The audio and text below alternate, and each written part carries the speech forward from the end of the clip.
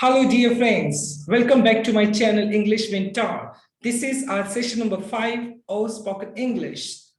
In this particular session, I will teach you about stop saying very.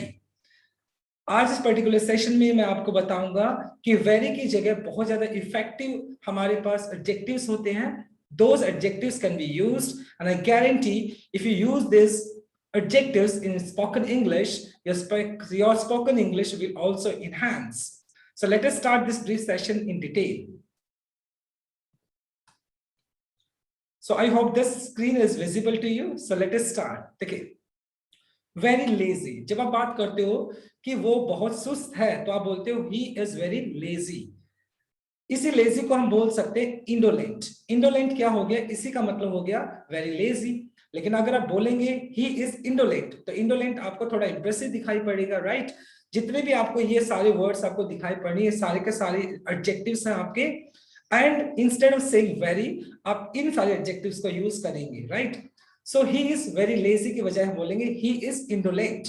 इसका जिनका meaning भी क्या हुआ? सेम मीनिंग हुआ इसका. My father is very careful. My father is very careful. और यहाँ पे मैंने वेरी केयरफुल बोला है, लेकिन अगर इसकी जगह मैं बोलूं माय फादर इज कॉशियस, क्या बोलूंगा? माय फादर इज कॉशियस, मतलब जिसका मतलब है बहुत ज्यादा सतर्क होना, राइट? अलर्ट होना. Very fat. My friend is very fat, यानी मेरा जो ब्रदर है मोटा है.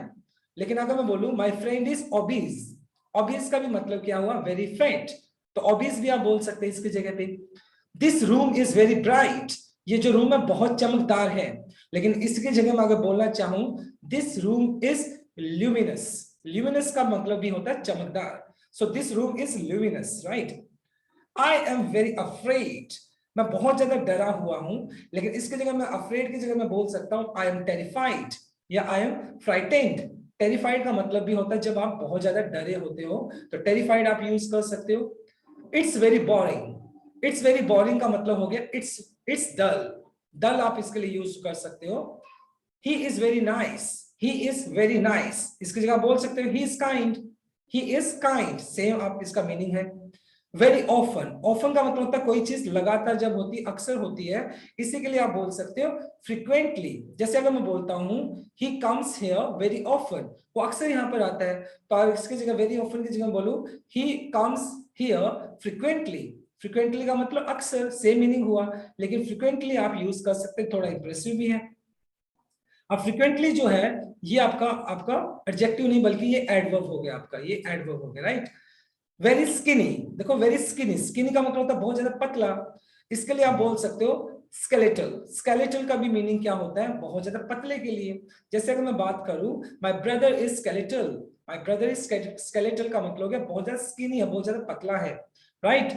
Very smelly. जब कोई चीज बहुत ज्यादा स्मेल करती है तो उसको आप बोल सकते हैं पंजेंट. देखो पंजेंट, सॉरी पंजेंट बोलते हैं उसको, पंजेंट. पंजेंट का मतलब होता है वेरी स्मेली, मतलब कोई चीज बहुत ज्यादा स्मेल करती है. Very smelly, pungent. पंजेंट आप इसके लिए यूज कर सकते हैं.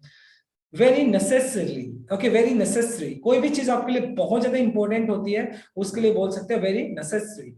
इसेंशियल, जिसका मीनिंग होता है इसेंशियल, राइट? अब मैं बोल सकता हूं these notes are essential for the students. These notes are essential for the students. इसी सेंटेंस को अगर मैं ऐसे बोलता these notes are very necessary या these notes are very important for the students, तो वेरी इंपॉर्टेंट बोल दो या इसेंशियल बोल दो, दोनों का मीनिंग सेम है, लेकिन इसेंशियल थोड़ा इंप्रेसिव दिखाई पड़ता है. So instead of saying very necessary और वेरी इंपॉर्टेंट, आप उसके लिए इसेंशियल यूज कर लो. Very smooth. कोई भी चीज बहुत ज्यादा स्मूथ होती है उसके लिए आप स्मूथ वर्ड की वजह स्लीक बोल कर सकते हैं. Sleek, right? स्लीक का मतलब भी वेरी स्मूथ होता है, राइट? Very noisy. नॉइजी का मतलब बहुत ज्यादा शोर शराबा जो होता है, ठीक है? तो मतलब this room is quite noisy या this class is very noisy, मतलब ये क्लास बहुत ज्यादा नॉइजी है, शोर बहुत आ रहा है इससे. इसी के लिए हम बोल सकते हैं डेफनिंग. मतलब डेफनिंग का मतलब क्या होता है? मतलब बहरा कर देने वाला, deafening, right? This class is deafening. Deafening का मतलब हो गया मतलब आपके कान बिल्कुल बहरे होने वाले, डेफनिंग बोल सकते हैं उसके लिए, राइट? Very willing. जब आप किसी भी काम के लिए इच्छुक होते हैं तो वहां पर आप यूज करते हैं, जिसमें बोलता I am very willing to do this work. अगर बोल सकता हूं I eager to do this work. I am eager to do this work. तो ईगर बोल दो या कीन भी आप इसके लिए यूज करते हो, KEEN, कीन. कीन का मतलब भी क्या होता है, इच्छुक होना, ईगर होना। तो विलिंग की जगह पे आप ईगर यूज कर सकते हो, कीन यूज कर सकते हो। वेरी ड्राई, ड्राई का मतलब सूखा होता है। इसी तरीके से आप पास्ट यूज कर सकते हैं, PARCHD, पास्ट का भी मीनिंग होता है वेरी ड्राई। ओके, मतलब जिसका मतलब वेरी ड्राई।